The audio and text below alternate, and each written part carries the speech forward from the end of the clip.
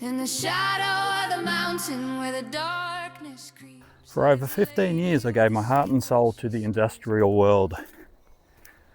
I climbed the ladder from factory floor to production manager and was responsible for the care of over 70 people. I'm proud of that time. The financial rewards were there and I worked with some truly great people. But even at the top of the ladder, something was still nagging at me. I was successful in the world standards, but I was constantly living in a state of high voltage stress. My mind never left the clock. I was physically home, but I was always too drained to play with the kids or truly be there for my wife. When the redundancy came, I didn't see it as a loss or a defeat. I saw it as a promotion to the life I actually wanted. I wasn't losing a career, I was gaining my freedom.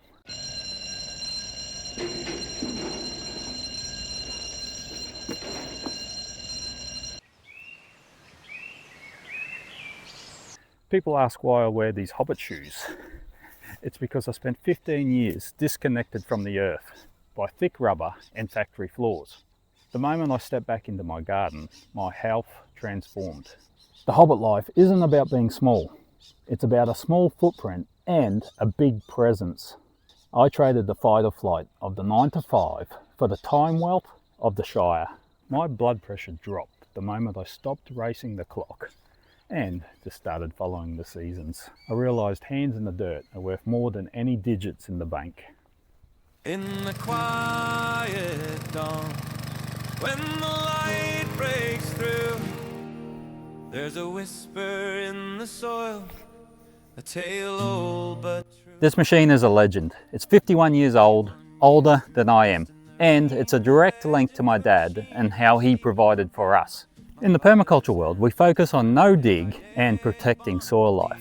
And for 90% of my garden, that's my way.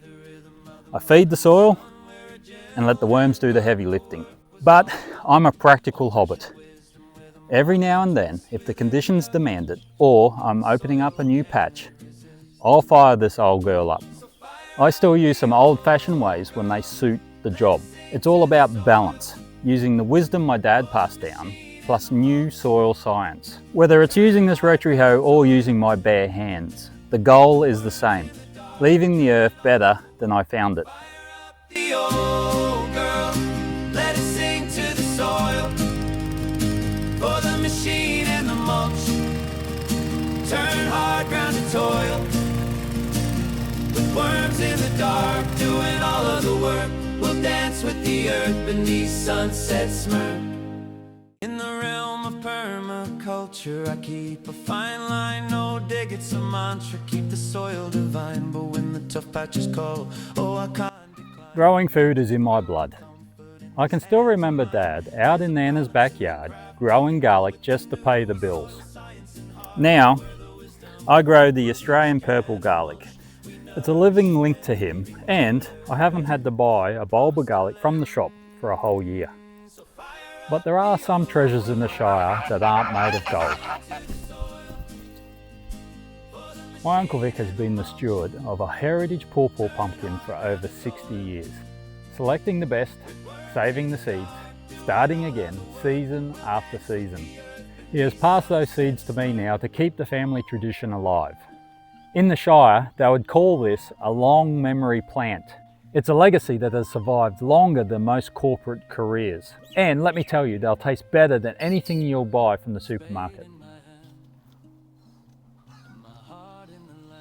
I remember Nana used to put her tea leaves around her strawberries.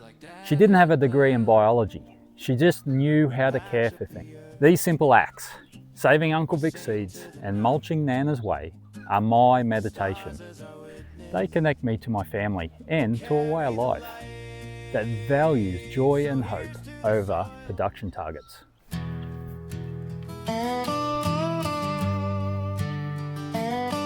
Every Shire needs its protectors.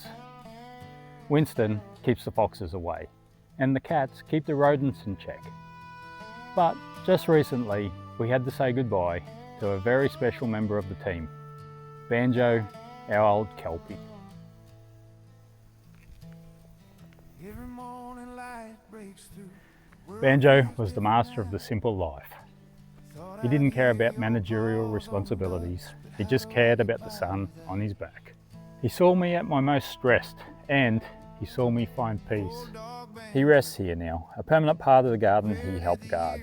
He taught me that the most important thing you can do is just show up and enjoy the moment. Goodbye, Banjo, we miss you so. Laid to rest in the sun, beneath the willows glow. 5 kilometers too far, you just can't run away. But every bark, every cuddle, they always will stay.